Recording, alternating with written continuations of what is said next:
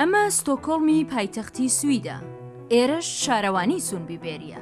ئەمەش باخچە هاوینیەکانی سونبیبێرین.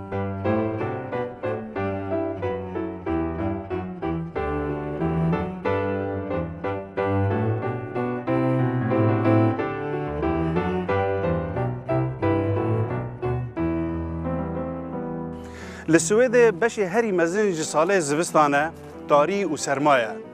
هاوین آوی ولاتی گلکی کرده و پشوی هاوین یکجار گرینگه جبو مرو بکاره به طاقت ورگره ده بکاره به زوستانا دریج جاردن تحمل بکه.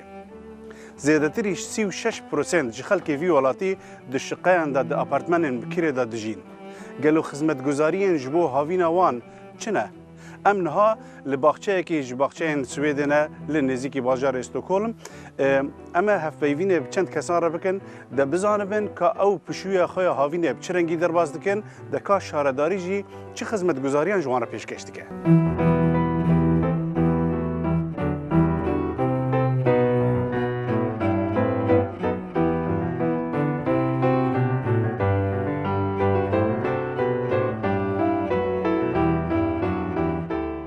لە سەرانسەری سوید شارەوانی پارچ عەرز دابین دەکەن بۆ ئەوەی هاوڵاتیان بتوانن بە پارەیەکی زۆر هەرزان بەکرێوەری بگرن و هاوینان میوە و گوڵ و گوڵزاری تێدا بچێنن کە بەو باخچانەش دەڵێن کۆلۆنی.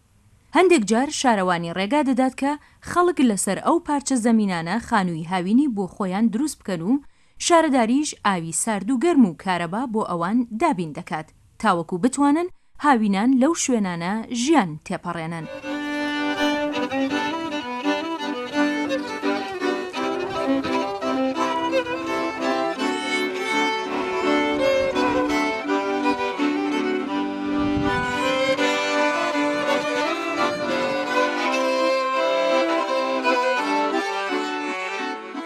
کریچی بۆ خۆ کۆمەلەیەکی دادمەزرینن و هەندێر هاوینێدا چالاکیین جۆرە جۆر داردخن.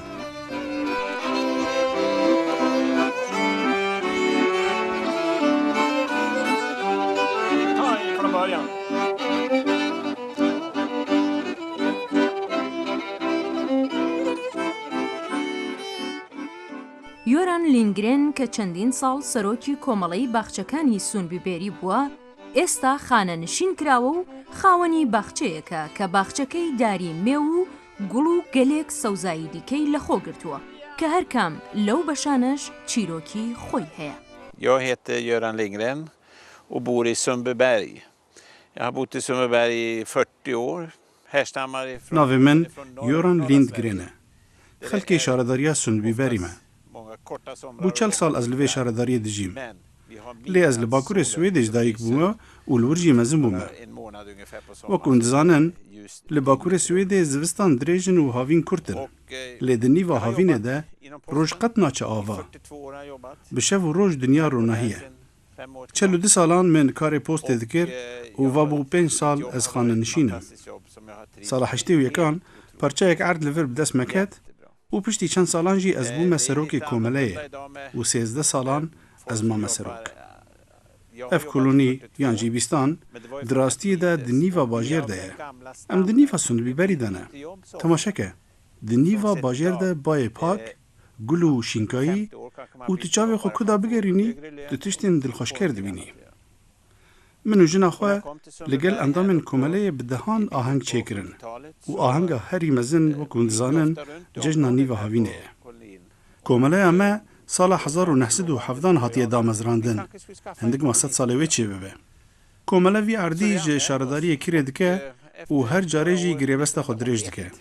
Di destpêkê de tenê parçeyên erdan ji bo çandinê bûn û piştre şaredariyê molat da ku mirov bikare be xaniyên biçûk weke havîngeh bo xwe ava bike. Gavek ku ez hatim vir çi kesên biyanî li vir nebûn. Lê gav bi gav biyanî jî hatine nav me û ez dikarim şanazî bêjim ku komeleya me bi ziman û kulturên curecor dewlemend û pirreng e. Min divir da becan û tiştê din çandine werin ez becanê xwe yê sor pêş wekim. Så den här tiden på året då är vi ju självförsörjande på tomat. Minitomater och vanliga tomater. Ev gul ji dayika me de ji min re maye. Bi rastî gelekî li ber dilê min giran e. لێکاوەرن ئەز هەندر ماڵەخوا پێشانوە بدەم.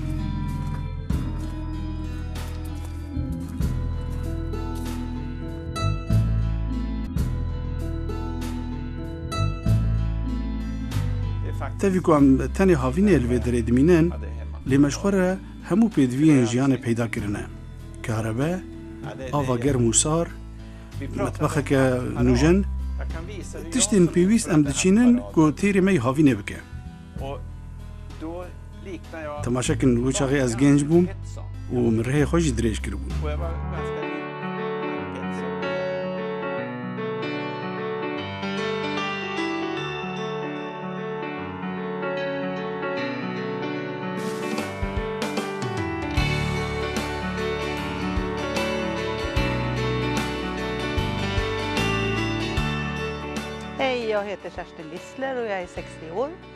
ئەوە بوو بە 20 ساڵ کە من خاوەنی ئەم باخچەیەم. سەرەتا من پارچە ئەرزێکم وەرگرت بە کشۆن بۆ بێستان. هێندێک شتم تێدا چان. دوای 4 ساڵ توانیمان خانوویەکیش بکڕین. Ji bo avakirina xaniyên havînê yên biçûk dibin mercên taybet de şaredarî moletan dide. Wê gavê, endamê komeleyê ku parçeyê erd kirê kiriye dibe xwediyê xaniyê xwe yê biçûk. Şaredarî avê digihîne baxçeyan û di demeke diyarkirî de ji salê ava germ heye. لە مانگی ئاداردا دەتوانین بێنە ئێرە. بەڵام بە شێوەیەکی سروشتی لە مانگی نیساندا وردە وردە خەڵک دێنە ناو باخچەکانیان و هەتا مانگی ئۆکتۆبر لێرە دەمێننەوە. ئەو کاتەش هەموو ئەو دار و جا و شتە زیادیانەی کە هەن کۆیان دەکەنەوە و دەیان سووتێنن بۆ ئەوەی پێشەوەی وەرزی زستان دەست پێ بکات ئەو دەوروبەرەمان خاوێن کردبێتەوە. Ji bo bidestxistina parçeyek erd bo çandiniyê têrê nake ku tenê mirov di sireyê de raweste. Komeleya bîstanan hinek mercên wan jî hene ji bo qebûlkirina endamekî nû. پێویستە ئەو حەزە لە مرۆڤدا بۆ خاک هەبێ، چ بۆ ژیان چ بۆ چاندن. ناکرێت کە تەنیا بێتە ئێرە و پشوو بدەیت. پێویستە مرۆڤ خزمەت بکات و ئاکامی خزمەتەکەشی بخوات. دیارە لێرە هیچ مەرجێک نییە بۆ ئەوەی کە چێت بچێنێت. هێندێک کەس دەیان هەوێ سەوزی بچێن و هێندێک کەسیش حەزیان لە گوڵ و گوڵزارە. Ev şêweyê jiyanê li nav baxçeyên bikirê coreyên nû ji pêwendiyan ava dikin û ta radeyekê nişteciyên va bîstanan dibine weke malbatekê bi xweşî û reşiyên xwe.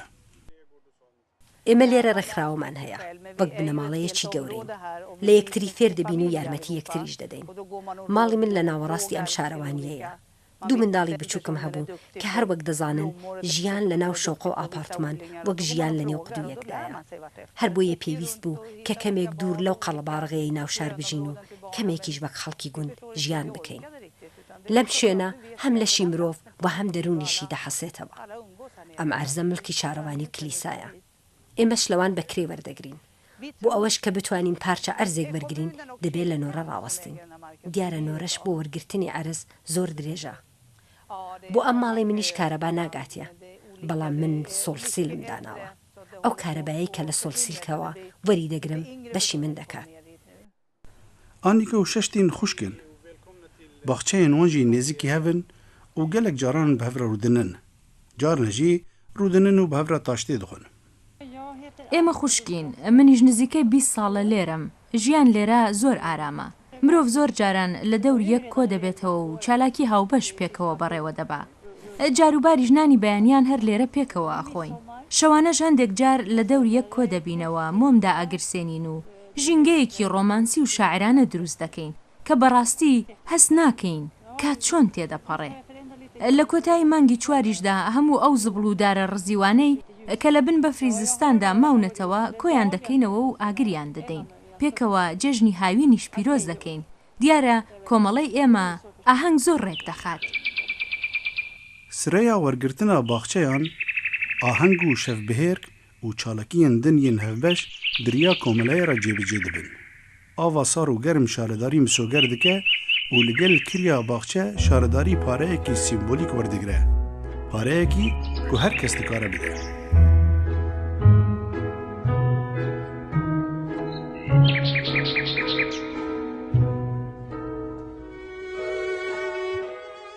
میللا خەڵکی بێلگراد پایتەختی یوگۆسلاڤیای پێشوویە.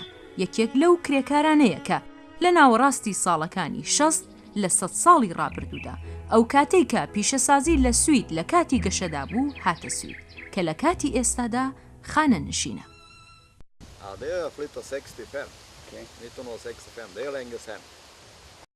ji sala 1965 de ez li Swêdê dijîme û va bû 4 sal ez ketime vir. Ez gelekî Sireyê de ranawestiyan bi rastî. Ji ber ku li cihê vî xaniyê min xaniyekî xerebe û gendel hebû û diviya bû kesê ku vî erdî bibe bikaribe di hindir salekê de xwe ji wî xanî xelas ke. Kesekî ewbar ranekir lê min xwe ber û li cihê wî ev xaniye ava kir. Wekû hûn dibînin cilên kar li ber min in ji ber ku em boriyê avê çê dikine. Boriya me şikestiye û av dirje. Di eslê xwe de ez baxçevan im. Li Serbiya maleke min a mezin heye û li dûr û berê wê sê baxçeyên min hene. Ez hê 8 salî bûm mibdiya xwe re gul diçandin. Ji wê çaxê ve jiyana min her gulîstan û çandinî ye. Ji bo min gelek ev ciya baş e. Her mala min jî li vê derê nêzik e. Keça min dîzaynê dixwîne û ev wê dîzayn kiriye. Gelek şitlên ku mirov li vir dibîne min ew xwe re ji Serbiya anîne.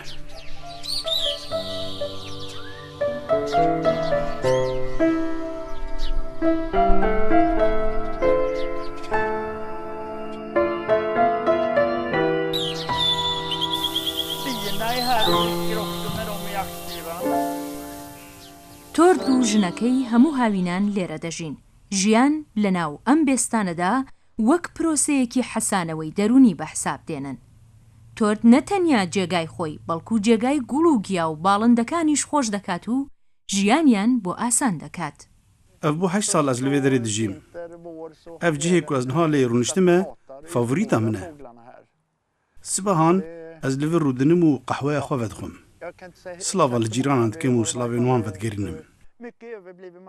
Li vir em ji zehmetiyên jiyana rojane hinekî dûr dikevin. İmkana behreyê li vir heye. Karê min ê rojane bêton û çîmento ye. Lê di dema xwe ya vala de jî ez tiştên hunerî ji çîmento çê dikim. Mirov per lê rêvasê tîne û çîmento lê dike. Wek qalib lê dihêt û tiştên ciwan jê derdiçin. Hesinên ku ji ber avakirinê dimînin ez wan navêjim. Ez tiştan ji wan çê dikim. Temaşeyê vê çîmentoyêkin min çêkiriye ji bo ava balendeyan ew dihên û avê jê vedixwin. Bi kêmanî 10-15 cure balende serdana me dikin û loma jî em ji wan re hêlînan çê dikin. Xwarinê datînên em hesabê xwarina wana zivistanê jî dikin. Hebûna wan zor giring e. Serê sibehê mirov li ber dengê şalûl û bilbilan şiyar dibe. Gava ku cihekî mirovî yê wisa hebe, tu carî mirov nafikire biçe welatên dûr ji bo pişûya havînê. Ez vir bi tu welatên dinyayê nadim. Li vir mirov dibîne çawa gul vedijîn, çawa dibişkifin, mezin dibin. Mirov xizmeta wan dike. Mirov tiştên din diafirîne û li dûr bere xwe datîne. Ev prose derûna mirov pak dike û taqeta mirov jî nû dike. Ji bo derûna min ev cihê min bihişt e. Zor giring e mirov silavê li hev bike. Di rûyê hev de bikene. Ji hev fêrî tiştên baş bibe û ev tişt li vir peyda dibin. Havîna Swêdê tara dayekê weke bihara Kurdistanê ye. Pilaya germayî kêm caran sihî derbas dike.